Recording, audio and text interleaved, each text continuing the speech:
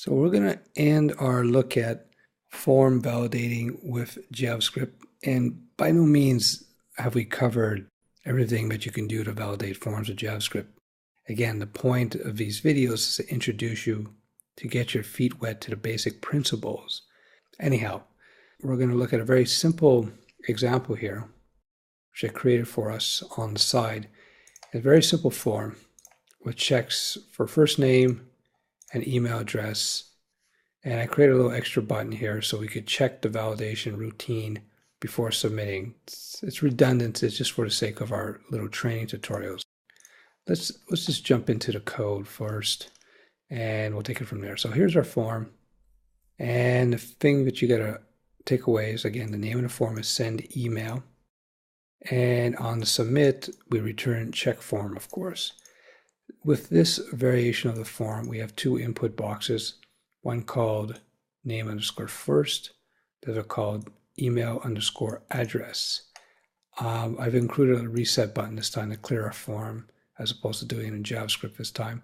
So what we're going to do is check our check underscore form function here, which of course is called on the submit.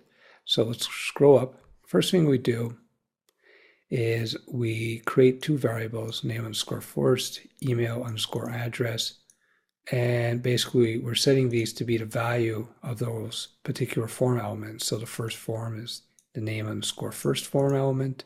The second one is the email underscore address element. I call them element, but they're just the input boxes, right? Name underscore first, email underscore address. So there you go. I then use these variables in this if statement, this conditional.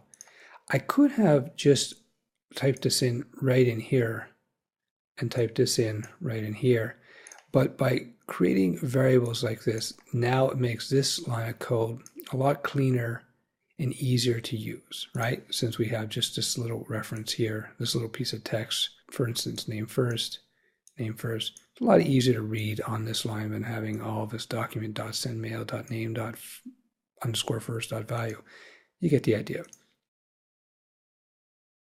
If you recall in previous videos, we did look at the index of function. So I assume that you remember what that is. If you have it, just go back to that videos because I'm not going to go over this again since we've done it before. So what's new here? First, we have an if statement. And we're first checking to see if the email address has this particular symbol in there. And this is what this is. Basically we're looking for, we're not checking for this symbol. This is the @ symbol in the email address. We're checking to see if it doesn't have that symbol. And that's because, you know from our first exploration of index of, if it doesn't contain a piece of text, it will return a -1. So this first part of the conditional statement is saying, if email address, the variable email address, which contains the value of our email underscore address field in our form, if it's equal to -1, or these two pipes, these are the two pipe symbols, which is usually on top of the enter key on your keyboard. This is called the OR symbol, OR operator. So basically, this allows us to combine two if statements in one. This is something new we haven't looked at. So basically, this is if this is true, or if this is true, then we do this, else we do this, right? Normally, you might use two if statements or two if else's as we did before, but this is a nice shorter way of doing it. So this or this, if they're true, then we're going to return false. Does that make sense? This could be true and this could be false, but it will return still false because both have to return false, right? This has to be, both of these statements have to be not true for this stuff to get fired off. It's kind of reverse logic. You see that a lot in programming. The logic is kind of reversed, kind of backwards, and I still have trouble with it sometimes. I still mix it up because I'm like dyslexic almost, if you understand what I mean. Well, I'm dyslexic in terms of the logic in my head sometimes. It's weird. My left is my right, my right is my left. And if you look at this, it's kind of reverse logic because what we're doing here is we're checking to see if this is equal to -1, right?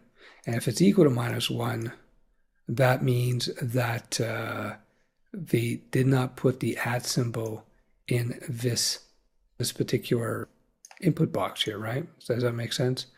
And we're also checking to see if they didn't fill in any information. So this is like two quotes basically denoting a blank text field in name. Does that make sense? This may be a little bit more difficult to wrap your head around this, but just understand the basics of this particular line of code. So any of these happen to be true, then we fire off this alert saying, hey, fill in the form, and we don't submit the form. If they're both false, which means they filled in the form, that means we fire off this alert, we will return true, which means that the form will be sent off. I hope that makes sense. So let's play with this a little bit. So I'm just going to leave it blank here, and I'm just going to hit submit. Fill in the form properly due. So the form is not submitted because we didn't do it properly. I also did a check form here. This is a button. We'll do the same thing, right? And I don't know why. I just wanted to do that as an example now. I added a bunch of CSS to give it some color, but check form. See, I'm just unclick, fire check form. Now, this is not going to submit the form or anything. It's just going to run this function and check it for us. In terms of controlling the form, this only gets fired on the onSubmit. That means when we click the submit button right down here. So let's go back to our live page. So I'm going to put in just a bit of text. I'm going to leave that empty. I hit submit.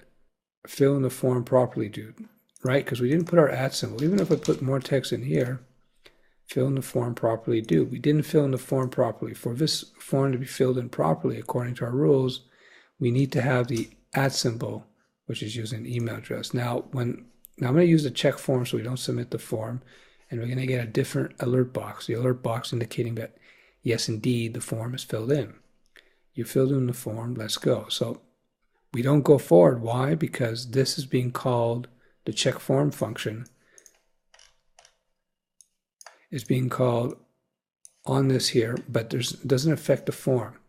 So that's why I actually put it here, because I want to show you that even though you could run this function, right, from anywhere in your page, if you want it, but for it to have the effect of stopping the form from going, you need to apply this function using the onSubmit here to this particular form. So let's click the button now. Now when I submit this, it's going to take us to the next page. So it says you filled in the form, let's go, okay. Takes us to our QR Sites page. So yeah, I think that's pretty much it. So we're going to leave form processing for now, and we're going to jump into our next subject. And we're going to jump into our next subject, which is getting deeper into the document object model. In this next video, we're actually going to be using the DOM to do some stuff to the pages, actually do some practical things to move stuff around, stuff like that. So I'm hoping that you guys are now finding this JavaScript a little bit more interesting, since we're actually doing things, active things to the pages.